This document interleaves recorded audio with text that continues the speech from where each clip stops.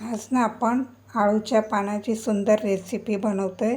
त्यासाठी मी हे आळूचं पान घेतलेलं, त्याची मधली दांडी काढून टाकली, बेसन पीठ भिजवलं आहे भज्यासारखं, आणि ही बटाट्याची भाजी आहे. तर ही भाजी आपण आता ह्याच्यामध्ये मस्त अशी लावून घेऊ. या अर्ध्या पानावर मधनं मी कापून टाकलं आहे ते.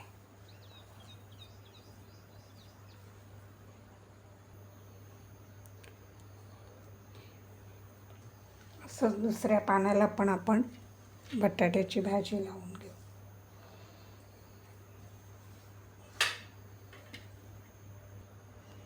दोघं पानांना आपण भाजी लावून घेतली आहे. आता हे पानानं असं पग ठेवू आपण, आणि याला इथून असं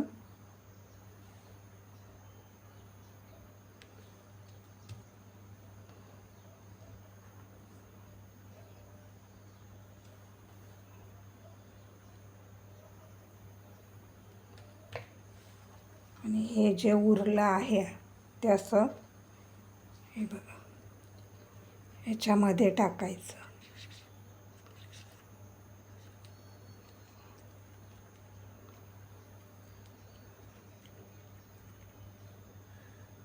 बघा समोसा आकार झाला मस्त. हे व्यवस्थित दाबायचं.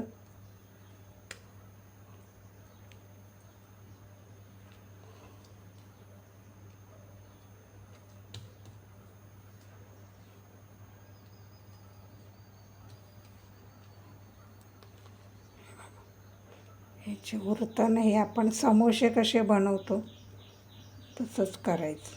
पट्टी समोस्याला कसं असं ह्याच्यात टाकायचं.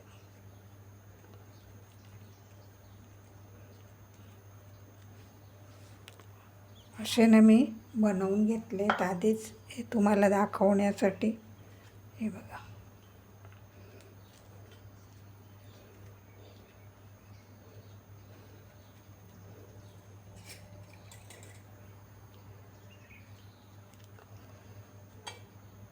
आता आपण ना यांना तळू. त्यासाठी मी हे बेसन पीठ घेतलं आहे, तेल तापायला ठेवलं आहे.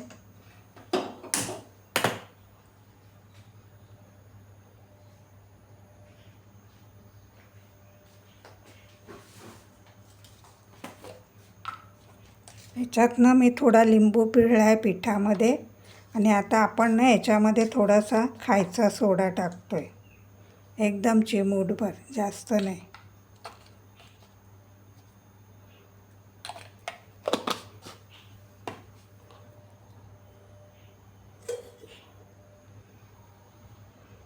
आता हे छान मिक्स करून घेऊ.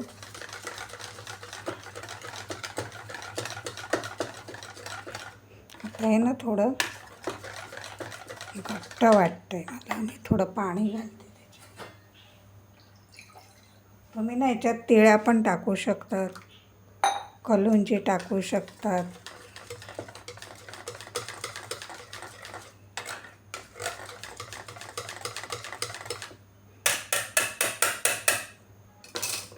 आता आपण असे मस्त एक एक असे तळून घेऊ. आता बघा आपण हे एक एक असं मस्त तळून घेऊ.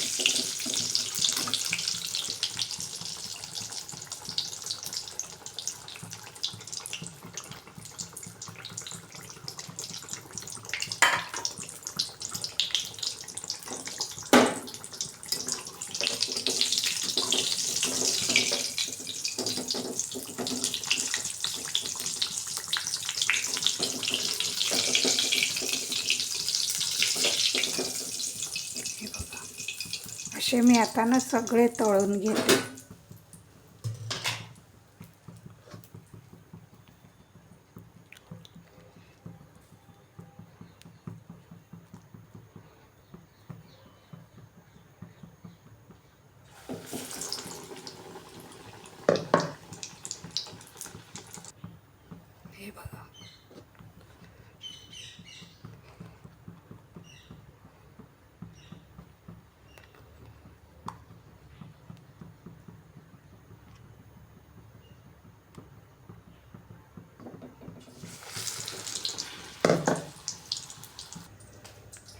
कशी वाटली रेसिपी?